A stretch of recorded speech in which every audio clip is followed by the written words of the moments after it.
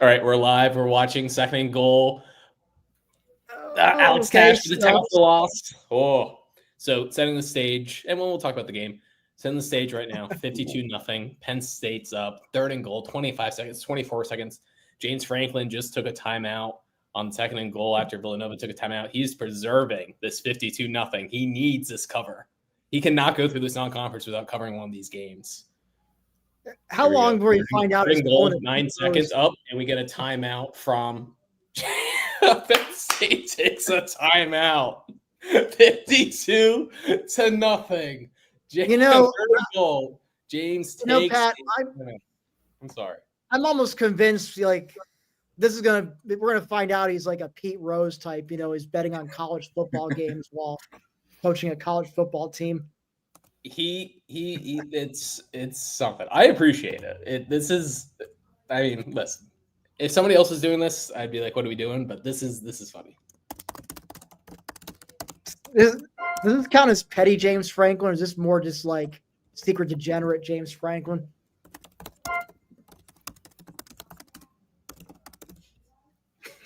Sorry, I had to tweet it out just to let. I know we have some people watching, but on the main BSD account. All right, here we go. And some of you may be ahead of us. 8 seconds left, third and goal. Penn State just took a timeout. 48.5 was what Penn State needs to cover. It's 52-0. And the snap, a fade. Broken. Oh, he caught it. Incomplete. The ref says incomplete. We have to see. It looked like he caught it. I don't know. I thought he caught it. Did he maintain possession? This is riveting stuff. I have thought about doing this for a Penn State game, just doing like a live chat, but I also want to keep my job, and I don't know if I can react to. Do you guys? I don't know. It was like David Tyree that thing like caught it. It seems like at the very end he readjusts. I think it briefly takes his hands off of it as he's going out. Very briefly, if at all. I guess it has to be indisputable to overturn it. So he's got possession there. I think he briefly loses it there and he bobbles it. I think, but he might have had a foot down with firm control. I'm surprised that they rolled that. Did he have control? I think he definitely had a foot down. I'm surprised they rolled that incomplete. You just I thought he had a touchdown. I think they would say, knowing that it's going to be reviewed anyway. But wow, this is. These referees are probably all set to go home, and now they have to like look at every angle of this for 10 minutes. Well, there's a little bit of this on the line, so I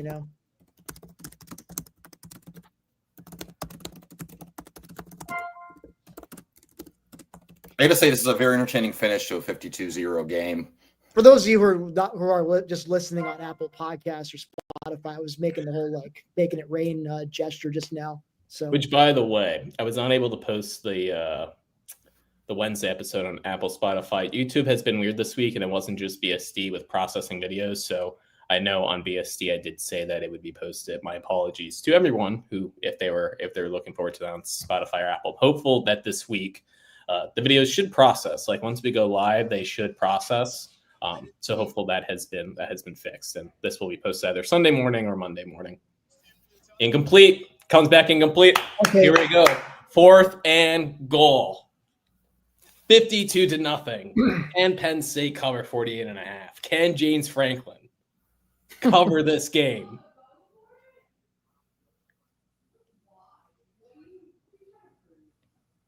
In no way does Villanova kick a field goal here, right? No, they're going for it. They say, we don't want the 3. We want the touchdown. Last play of the game, Pat. Can't hold anything back now. All right, here we go. Shotgun. 2 wide receivers to the right. Oh, false start. False start. Back it up. Villanova's not ready for this atmosphere. They're not ready for the moment. This is unbelievable.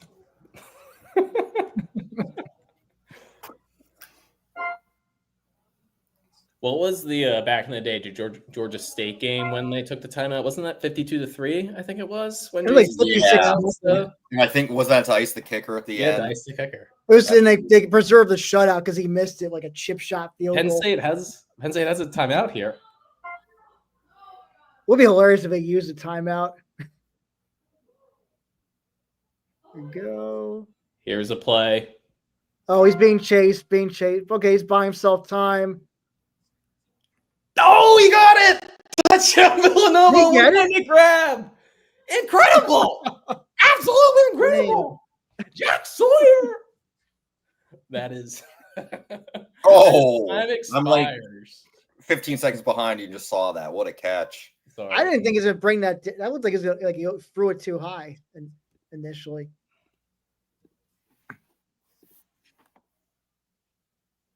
Yeah, that's it. 52-6. No, they don't even need to do a try.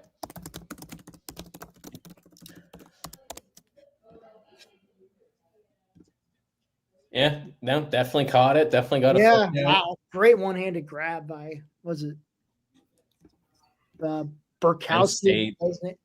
goes 0-3 in the non-conference and covering. James Franklin, where art thou? What happened to this once great program, James? We were all about covering, and now we are not. All right, let's that was fun. We will get into the real stuff now. Give us another clap. Welcome back to the BSD YouTube channel and the Spotify and the Apple Podcast and everything else show. Your host, Patrick Kerbler, joined by Tim Aiden and Jarrett Slanina. This is going to be an interesting one, fellas. Last week, we joined on here after Penn State lost, or excuse me, didn't lose to FIU, but right, they looked very not impressive against FIU. This is another game that the offense for sure did not look impressive. We'll talk about everything. Jarrett, we'll start with you. Just overall main thoughts, takeaways from the game. I mean, defense was phenomenal once again. I mean, starters have allowed 3 points so far this season after 3 games. So just, another incredible performance from them, obviously. Offense, I don't know if it was as bad as I thought it was at one point. There was definitely some shakiness. There was a few pretty poorly executed drives, but it seemed like they recovered well. Not the greatest performance by the offense, but at this point, I don't think we're really going to know what we have with this specific Penn State offense until after the Oregon game, unfortunately. Tim, main takeaways from this game, and once again, we're going to have a big Drew Aller discussion, but Penn State winning 52-6, your main takeaways? Well, remember when I said last week on during this post-game show that I wasn't hitting the panic button yet, but my hand was hovering over it? Well, I smashed that panic button just like you watching this. Just smash that subscribe button if you haven't already. See what I did there? But I love it. I would just, Drew Aller, unfortunately, I was hopeful going into this season he could make a few extra strides after he made some good strides last year, but it seems like unfortunately the opposite's happened. Like he's regressed.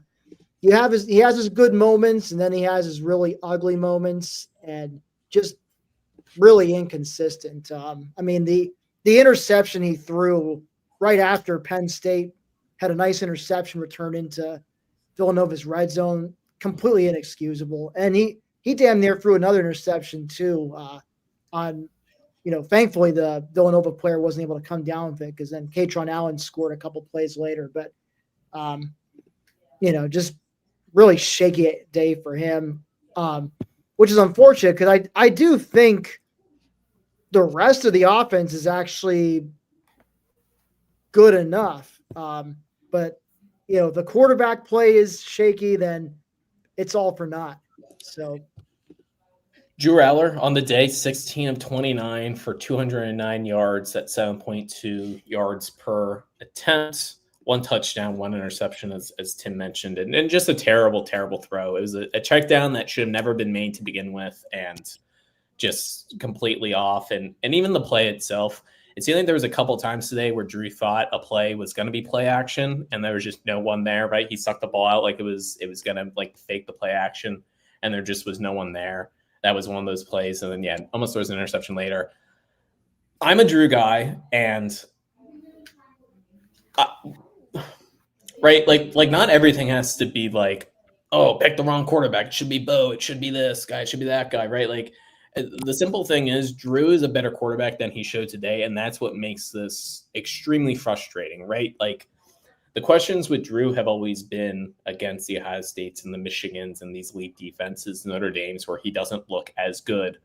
To struggle the way that he did against Villanova, and we talked about this last week, it's the mindset. He gets so freaking rattled, man. And it was the same thing today. And that was the throw to Kyron Hudson that almost gets intercepted, not for Kyron Hudson. I'm pretty sure to grab the Villanova's cornerbacks, face mask to prevent an interception. He just looks so off and out of rhythm and just not confident. And it just shouldn't be that way. And even, right, like there's the argument of, oh, the wide receivers aren't getting open because it seems like Drew is throwing to guys that are have a man on them. But I even know on the pass to Khalil Dinkins that was on 3rd and 1 and Dinkins stepped out of bounds. They called it back. Kyron Hudson's wide open for a touchdown across the field. Wide open. Easy play. And Drew just did not look at him. And again, I'm a Drew defender. I've said this entire offseason, like I trust in him. I believe in him. I want to go to war with him. I want to go into battle with him. He was not good enough today. Flat out, 100%. It does not mean that he will not be good enough against Oregon, but it's extremely, extremely tough to watch that performance and to now have this bye week and go into Oregon with Drew the way that he looked these past 2 games. Jarrett, do you have any sunshine to give to me? Do you agree with me? I'm not incredibly confident about Drew's performance, and I wish he looked a little more comfortable in this offense, especially in year 2 under Colton-Nicky, and he actually has some talented receivers, obviously, this season compared to the last 2. I just kind of wonder if it's a case of he just really struggles to put the last play behind him, because he just seems like he just gets in and out of rhythm so fluidly, where he'll have a bad pass, and it's almost like, okay, here we go. Like you're gonna have like 3 or 4 passes where he's gonna be doubting himself, not, like you were saying, Patrick, kind of not looking at the right receiver, putting the balls behind the receiver, not where they're supposed to be, taking risks. But then he'll hit he'll throw an NFL level pass right on the money, make a perfect read, and then you see 3 or 4 more of those in a row. So it's just strange that he's in his 3rd year as a starting quarterback, and I feel like from drive to drive, you just don't know what you're going to get. You could get a drive where he's just throwing lasers and takes the team right down the field, or he could look totally disjointed, and it can be easily be a 3 and out. So yeah, I just wish like we had like a better understanding of I guess where he is exactly, and what just I guess what we can expect from him from week to week, because it just seems like we're just not sure like what Drew we're going to get, and that's just kind of been a pretty steady theme. And the idea of scheduling Nevada and FIU and Villanova is that it's what we talked about in the preseason, right? This is time to pad the stats, to really feel good, to watch your team like absolutely obliterate. And Penn State did. I mean, Penn State's defense was as elite could be today. Like Villanova had no shot. Them just getting first downs is a miracle. So the defense did what they were supposed to do, despite the fact that they lost their shit at the very end. But we'll talk about that a little bit later. Drew just has to be better, man. It was an exhausting first half to watch offensively. Back-to-back 3 and outs at one point against Villanova. One of them in plus territory as well, due to a shanked punt. I don't know, man. It's the whole idea of this out of conference slate was beat the hell out of these teams, right? And then you go into the Oregon game, you go into the bye week, and you feel much more comfortable. And that just, at least offensively, it didn't happen. Any other Drew Eller thoughts? Am I just misplaced in my anger and disappointment? Because it's just annoying putting this effort into a guy that is a 3rd-year starter. Like, this should not be happening. He has been better than this. He was better than this. And like, as far as like the opponent and the game that he played, it is tough to think of a more disappointing performance, right? Yeah, I think the thing that's just getting me is not, and I don't think it was a terrible performance by any means. I think I feel a little more, a bit more positive than you do about, what we saw from him today. But I guess the confusing thing to me is that, second year in this offense under Kolnicki, has receivers that, he just didn't have those weapons on the outside last year. And they're pretty versatile. They all have a pretty broad skill set where it's not just like a deep threat or someone who's like really good at on crossing routes going in the middle as a possession receiver. I'd say they all have a pretty broad skill set. So just considering those two factors, then like, why is he not more comfortable in the offense? Like he almost looks like more like he's like in his own head more than he was last year, which is just doesn't make any reasonable sense to me. The concerning thing on that front, right, is last year he had Tyler Warren. Everything was crafted around Tyler Warren getting him the ball. And is it a case of if he doesn't just have that one guy to go to, that he just gets lost in the offense, basically, where because I don't want to hear it about the wide receivers not getting open and stuff like that. Even prior to this, right? Keandre Lambert-Smith is a good wide receiver. He's in the NFL. Like, and he had some talent was never his issue at Penn State, but he was a talented guy. He was a good college wide receiver. Was he a wide receiver number one for a program that wants to win a national title? Probably not, but he was a good wide receiver. Trey Wallace is doing pretty good at Ole Miss, and we'll see how the rest of the season goes, right? Trey Wallace was a good wide receiver. He had a very poor game against Notre Dame. He had some poor games against like top end talent, but like this idea of, like it was like a walk on center out there, wide receiver in the past.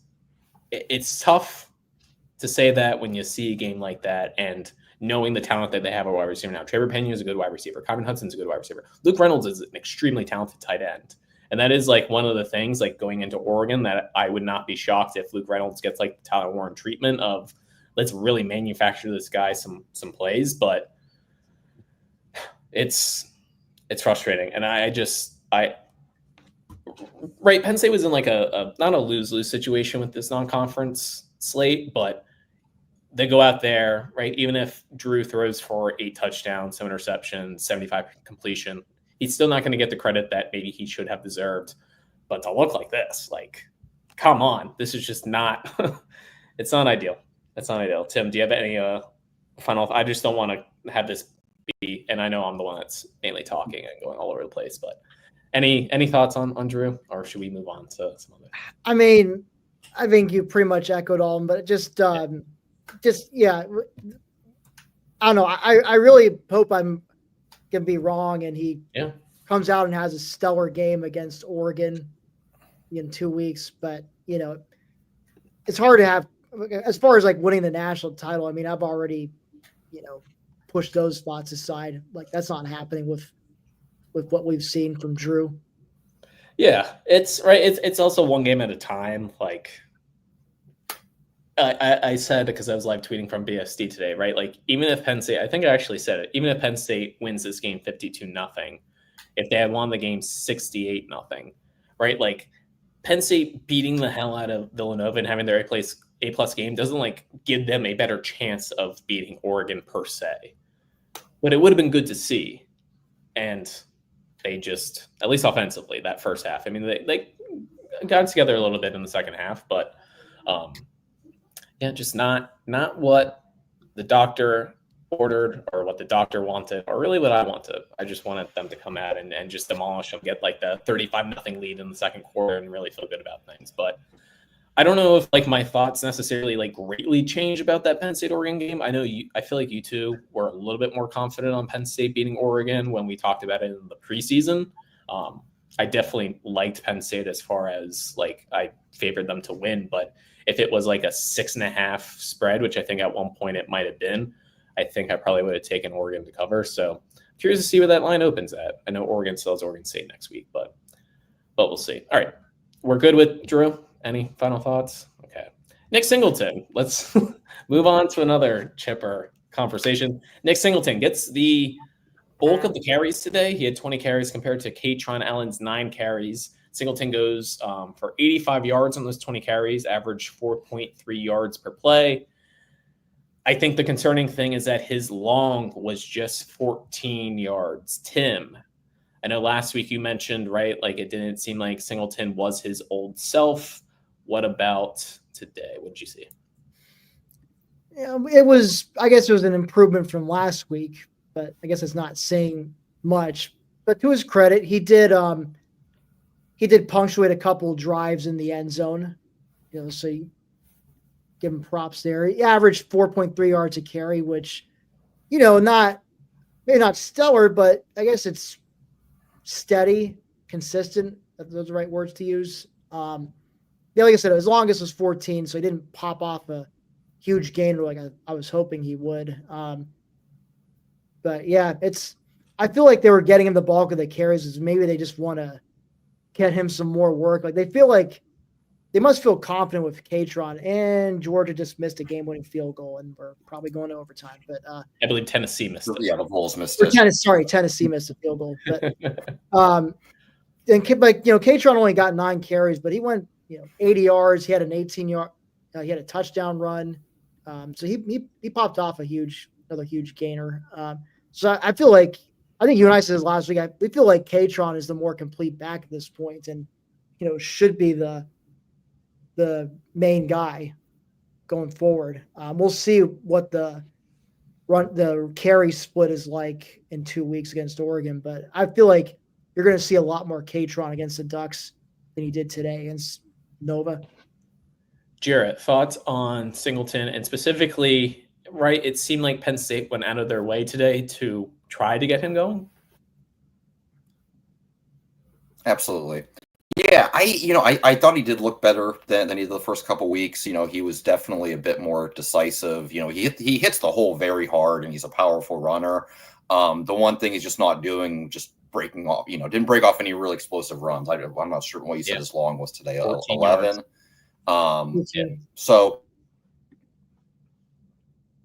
I think I lost you guys. Oh, you're back. Can you hear us? Okay. Sorry, I lost you for a second. Yeah, I can hear you. Everything just kind of froze up for a second. But I thought he looked good as far as waiting for his blocks, being a little more patient today. I think kind of the issue was like with his, I don't know, say necessarily his vision, but with his decisiveness of when and where to cut. So I think that's what they were kind of feeding the ball, trying to work on that. I did see improvement in that regard, which, I'll take. And the other thing too is this felt like a little bit more of a game where they tried to establish the run more than they have in the previous 2 weeks. And I think the big thing about that we need to remember is, we do have a deep offensive line that they're rotating. We've got 2 very, hard running power backs, that can wear in a defense. So there's going to be an aspect of this offense, hopefully, where second half you see a really worn out defensive front that Penn State can just kind of keep feeding the ball and, blow after blow and just kind of wearing out the clock and really having some nice drives in the second half to either put the game away or, in a closer contest to hang on to the ball and potentially have a game-winning drive. So I think we'll see more of that moving forward, that they just really weren't working established so much in the non-conference. Yeah, I think the running game, I know that was one of the things that we kind of did talk about last week, as far as, despite the fact that they ran for over 200 yards and we were like 6.7 yards per carry against FIU. I don't have much of a question about like the running game and the run blocking. I think that, knock on wood, we'll see what happens against Oregon. But I think Penn State will be able to run the ball at least at like an adequate level. Maybe it's not dominant, but like I don't think it's going to be 2021 levels of like, oh, like this is just it's useless, right? You're just putting yourself behind the 6 when you decide to run the ball. But man, Singleton is just in a bad place when it comes to like breaking a tackle. Like he just cannot, like someone comes at his legs and he's falling down. He cannot get the cadence of like, for all the talk about Saquon and the spin moves and the hurdles and the juice, and like his best thing was he had this innate ability to know when someone is going at his legs, and just to lift his leg up. I know it sounds like stupid and like, but just lift his leg up at the right time. Like I think back to the Temple game in 2016, and he had a Temple guy behind him, and as soon as the Temple guy dove, Saquon just like jumped up with his legs, not like leaped, just like, and just the guy missed the tackle. And it's just like this innate ability. I'm not expecting Singleton to do that, but I feel like so many of his struggles today wasn't a lack of a hole, a lack of blocking. It was just like the one guy that he needs to beat 2-3 yards, he's just not able to. And instead of those plays going for 13 to 26 yards, they're going for 4 yards, 6 yards, 7 yards, that type of stuff. But and that is interesting too with Singleton, just because, like, I mean, physically he's just so gifted. He's 225 pounds and can just really run. And you'd think like someone that powerful that can run the running is. I mean, he does run really hard. There's absolutely no lack of effort there. So you would think some of those cases where he would be, able to drag someone or run through someone, run through tacklers at times. And to your point, not only is he not very elusive, but he's kind of just been able to go down pretty easily for someone his size and just his physical stature. Yeah, no, and especially against like a team like Villanova. And it's a bit jarring when Katron Allen comes in, and it just seems so easy for him as far as bouncing off the tackles and his vision and his decisiveness and the way he's able to cut. Just a way more impressive performance from Katron. But again, I don't think like it's not like, oh, Nick Singleton sucks, he can't play. I just think Katron is really, really good at this point. And right now we're seeing I don't know, Tim, you're the position grade guy. What position or what grade would you give Singleton thus far through the season? I would say like a B-. Like, I don't think he's been terrible, but he just hasn't been who he's been. I think B- sounds about right. If I were grading Singleton strictly, I mean, if we're grading running backs as a whole, I'd probably give it a B, maybe even a B+, because Katron has looked pretty solid. So I'd probably lean B, at least a B or B+ for the running backs overall. But for Singleton specifically, it'd be more like a B-, C+. Yeah. Any thoughts on the pass catcher? Oh, sorry, go ahead. I just want to say about Singleton, one last thought on Singleton, though, is I think we'll see him a lot more involved in the passing game, starting against Oregon and moving forward. So I think I'm sure they're limiting, they're trying to work on certain things, but I do think they're probably limiting his overall touches and saving that for the conference slate. So just another, wrinkle we'll see, another element of his game. We definitely know what he can bring to the table as a receiver. He's really improved in that area the last couple of years. Yes, definitely. Before we get on to the pass catchers, do want to say thank you to all 233, I believe, subscribers to the YouTube channel. If you have not subscribed and you are watching, please subscribe. It helps us out a ton. It lets you know when we go live. We're live after every game. We have our preview show on Wednesdays as well. So please subscribe if you can, and please like the video if you can as well. It helps us out a ton. All right, pass catchers. I thought overall pretty good day. If there's anyone we want to focus on, like in particular, Trevor Pena, 4 receptions for 60 yards and a touchdown. He also carried the ball on 4 jet sweeps. Many people are saying that you can, right, John Donovan, you can kill the man, you cannot kill the idea. He's still, his spirit is still in Happy Valley with the jet sweeps and Trevor Pena keeping his spirit alive. Kyron Hudson had 3 receptions for 30 yards. Pretty quiet day. I feel like most of those receptions came on the drive before the half. But anything on the pass catchers that stuck out to you guys? A solid day, but nothing that, like, you said really stood out. I do like Aller's comfort level with Pena. I do think we're going to have a really nice rapport this season, and we'll see a lot of production out of him. I also think Pena could definitely be a guy who, 3rd and 8, 3rd and 6 is a guy that we can reliable go to move the chains, which Penn State really didn't have the last couple of years, at least from the wide receiver position. So, happy with what we've seen. I think it's a big improvement over the past 2 seasons. Devontae Ross wasn't too involved. I don't know what he did in the stats sheet, although Aller did have a pretty nice throw to him. But the defender just did a good job of just making up ground and getting the ball knocked away. I wasn't necessarily. I thought Ross would be used more how Pena's being used, but it looks like they kind of like him as the deep threat this year. So, which I was kind of thinking that might be more Hudson's role. So a little different than I guess what I was picturing going into the season, but it's been interesting to see how they're kind of using these different puzzle pieces that they have that they didn't have last couple seasons. Tim, thoughts on pass catchers? Yeah, I mean, I think just to add on Jared's comment about Trevor Pena, he was in being like Mr. Reliable and moving the chains.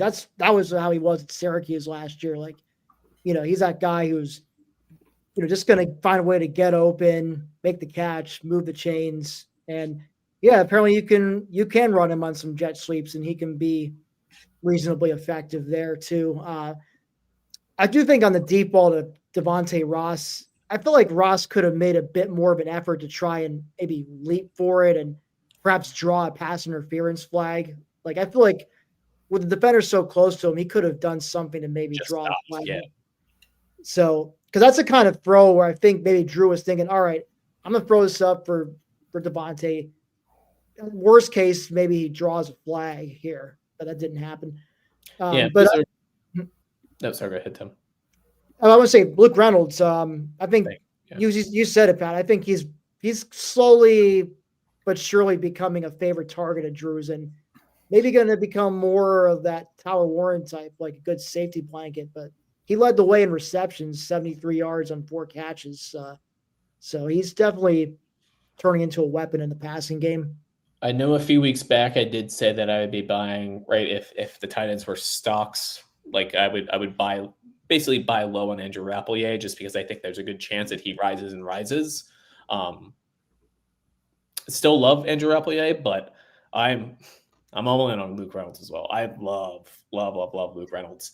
The thing with tight ends, like what makes like a really good tight end versus just like an average tight end, and I don't mean this like to disparage Khalil Dinkins, but the difference between Dinkins when he makes a catch and what he can do after the catch and what it feels like Luke Reynolds can do after the catch.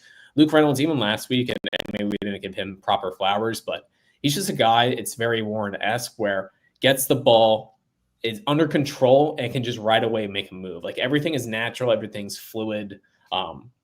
You see why he's a 5-star rated tight end. Yeah. Cool. Yeah. No, he's go ahead. He gets up field very quickly. He catches the ball, and it's like you said, just comes so natural where he just turns. There was one play I recall where he caught it, and a couple guys had an angle, and he just kind of like beat him to the outside, picked another 15 yards. Where most tight ends would have caught that and probably been brought down, after just 2-3 yards. But yeah, he's going to be a huge asset for this offense. That's for sure. That's what I mean. He's just a terror in the open field where when he has the ball and there's a defender in front of him, I basically think he's breaking that first tackle. Like the same way that like the first guy that gets to Tyler Warren he's either not making the tackle, or if he is making the tackle, he's gonna get taken for a ride for a couple of yards. Reynolds feels the same way. So I would not be shocked. And if I know this, I'm sure Oregon, I was gonna say Syracuse, I'm sure Oregon realizes this, that Luke Reynolds, I feel like, is going to be a pretty large part of the playbook when it comes to them. Let's move over to the defense, where again, just a truly, truly stellar day. Looking at Villanova's total yards, 179 yards, and a lot of that probably came on that last series where it's really all backups, third string, fourth string guys, but the Penn State defense was just absolutely dominant. Some guys that stuck out. Amari Campbell, I think Penn State's linebackers, just in general, Tony Rojas and him, I mean, today they were excellent, like really, really good, but have had like a good non-conference stretch. Amari Campbell had 7 tackles, 3 tackles for loss, 1 sack. I know, trying to find, where is Rojas? Rojas had 5 tackles, 2 sacks, 2 tackles for loss. So anything that stuck out to you guys beyond, I mean, if we want to talk about the linebackers, we can, but anything beyond, I mean, it felt like, Tim, once again, position grades, like have fun grading the defense, because I feel like that's like a pretty easy one. I mean, it's going to be straight A's across the board for the defensive positions. Spoiler alert. But yeah, I mean, Rojas, great to see him look so dominant attacking Villanova's backfield. Shout out to Amari Campbell as well. Led the team in tackles with 7 of them, including a sack. But linebackers in general were great. Defensive line, they were constantly creating pressure, not allowing Villanova's quarterbacks to get in any kind of rhythm. Secondary came up with a couple interceptions, including a pick six from Jameer Joseph in the fourth quarter. Elliott Washington interception too off the, I think I want to say it was denied on his son or one of the defensive ends came and It was denied, yeah. He hit Villanova's QB right as he was throwing it and just basically made it like a duck of a ball and easy to intercept. And, of course, then that ensuing drives were drew through the awful interception, which, negated what should have been. They should have cashed that in for 6. I mean, there was no excuse not to do that, but still it doesn't take away from what was nice interception there from Elliott. So yeah, I mean, really, yeah, A's across the board. I mean, the only, like I said, most of the yardage Villanova got was against the 2s and 3s at the very end. They had that one, I think at the start, they had that one big play on like 4th and 2 where basically Penn State brought all 11 guys into the box to try to stuff them, and then their running back just managed to find a crease and just broke through and almost took it to the house. But other than that, though, the starters really just made Villanova earn every single yard. So stellar day from the D. Yeah, that was my thought, Tim. It's just like how hard it is to move the ball in this defense, and they just really make you earn everything.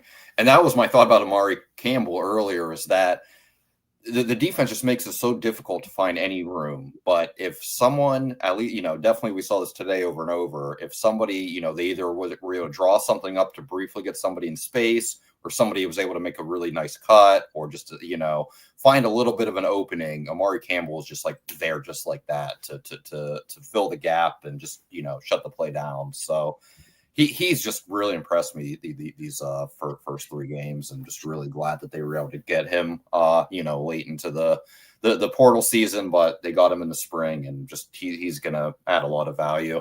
Just between him and Rojas playing next to each other, they're just so fast and athletic, and just much more aggressive play from Rojas once he's fully healthy compared to last year. And I'm sure the experience helped too, but he seems like a totally different player than what we saw last year, just playing on a different level.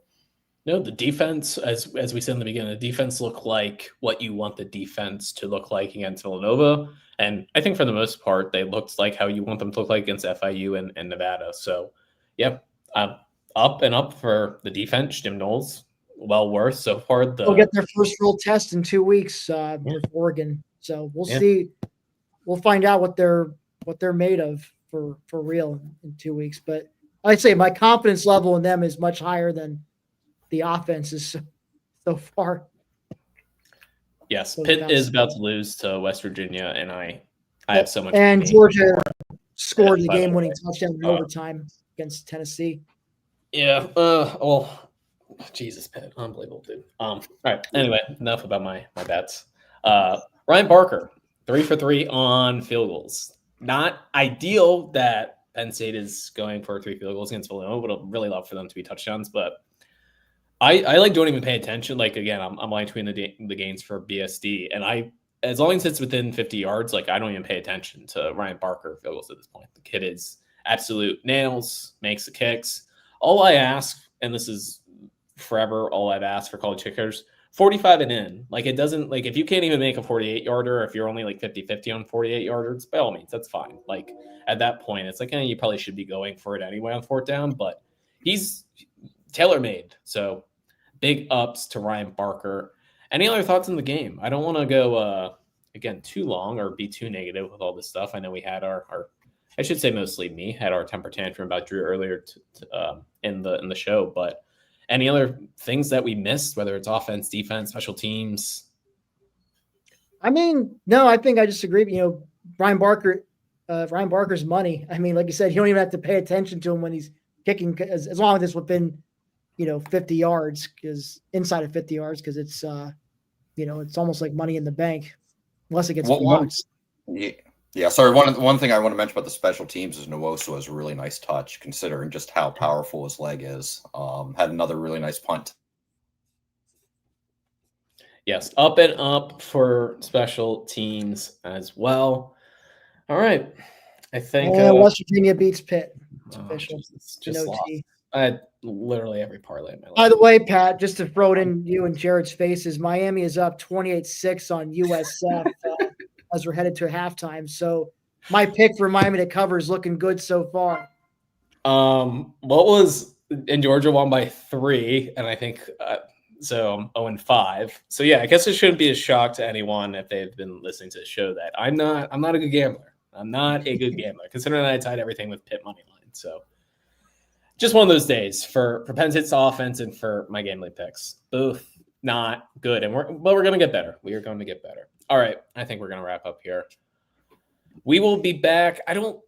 Maybe we'll do something this week. We might get creative with the bye week. No promises though. If we don't show up, don't yell at us. But if not, we will for sure be back next week in the lead up to the Oregon game, previewing that. That preview show will be a little bit different as well. It'll be much more Penn State focused than some of our other preview shows have been. No offense to Villanova and FIU and Nevada, but not exactly the matchup that Oregon is. Before we go, I'll put you guys in, and we can change our minds in the next couple of weeks. Right here, right now, do you think Penn State beats Oregon?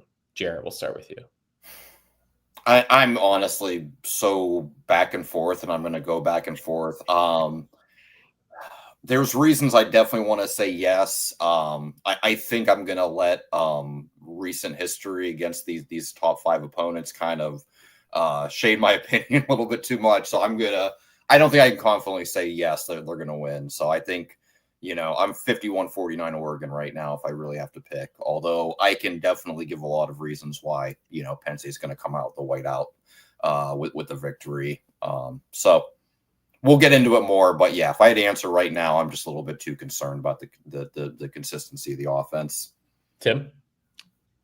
I know I was confident in picking Penn State to cover against Oregon in the preseason, but these first few weeks watching Penn State and watching Oregon, I mean, it's hard for me to. Well, I guess I already factored the whiteout into my pick, but even factoring that in, man, I just see how I know Oregon was they came back to earth a little bit against Northwestern today, but still just overall body of work. I mean, I on a neutral field, I do think like Dante Moore just seems like a more, less capable quarterback than Drew Aller right now. And that's the real difference maker to me. So, I mean, gun to my head, I'm saying Ducks by a field goal, but I'm not going to have a final pick until the week of course. So no, stay tuned for that. They're gonna play Oregon State next week, and we'll see. Maybe if they dominate them like they've done with other inferior opponents, then I'll probably stick with that notion. But yeah, I don't know. I feel like I have a hard time feeling confident about Penn State's chances in that game.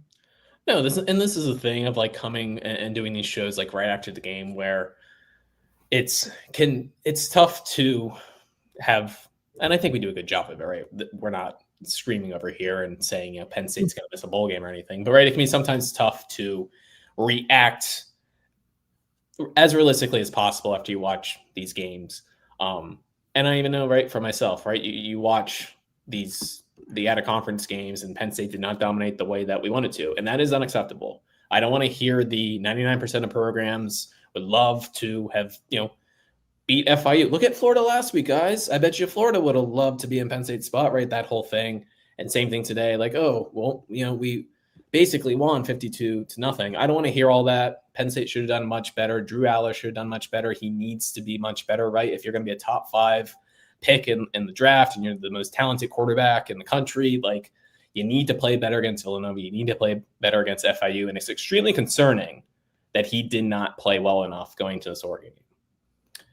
That being said, I still have faith. I still have faith because that's the thing. College football doesn't make sense. West Virginia loses to Ohio last week, and then they come back and they beat Pitt. And I know that's not, Pitt is not Oregon. Oregon is not Pitt. Penn State is not West Virginia. West Virginia is not Penn State. But weird things happen in college football. But So, you're absolutely right, Pat. I'm not saying Penn State has no chance whatsoever, or I'm like super confident Oregon's going to just go in there and beat them. But I'm just saying my faith in Penn State to win that game is really diminished from where it was a few weeks ago. But again, like I said, maybe it's just me. You know, we're fresh off a game. Our emotions are still fresh. So, you know, give it a week or so and to not calm down, but just to let the game subside and I don't know, maybe read some glowing practice reports or something and get my hopes up again or just talk with someone thinking, yeah, the whiteout, it's going to fluster Dante Moore so badly he'll turn it over a few times and, you know, which I guess it's possible, but you know, I'm sure I'll talk myself back into picking Penn State in a couple of weeks, but right now, gun to my head, I'd have to take Oregon. I was just about to say, my superpower is that I can think Drew Aller has been pathetic these past 2 games. I can be extremely annoyed with basically what I think. Like, I didn't think Penn State was necessarily like not focused today or came in with not enough energy or anything like that. But this again, the James Franklin 1-0 and 99% of programs love to be here. Like, all that stuff annoys me. But my superpower is that I will talk myself into Penn State. The fact that they struggled the last 2 games, I will paint into being a good thing. So, yeah. Notre Dame just got a touchdown on a block punt. I just saw that. Yeah. And I just want to tell you guys, just from checking out the scores, Ohio State is up on Ohio. 5 minutes, second quarter, 6-0 after kicking 2 field goals. So, wow, you know, all throughout the great Buckeye State, people are going to be having the same conversations we've been having about ineffective offense and settling for field goals and just, you know, hitting the panic button. So, I don't know if that really helps our situation much, but at least we know we have company. No, there's ebbs and flows in sports and certainly in college sports. I know I mentioned this a couple weeks back, but the Penn State Ohio State game going into the 2018 season, it was like Penn State had the 3rd best offense. Ohio State had the 2nd best offense. And that game ended up being 27-26. It was, for the most part, was, you know, the Penn State defense still in their head for a lot of that game until they tired out. So, once you get these actually elite teams versus elite teams, games can just look way different than you think. So, yeah, we will talk more about Oregon. We will talk more about Oregon later on, but just wanted to get some thoughts. All right, we got some good games going on. We're going to go watch those. Thank you, as always, for watching us. Anyone who is watching live right now or who is watching this on replay, we greatly appreciate the support. Very cool that we get to go on YouTube and people somehow listen to us talk about Penn State football. We really do appreciate it. So we will see you guys leading up to Oregon, and we'll see you then.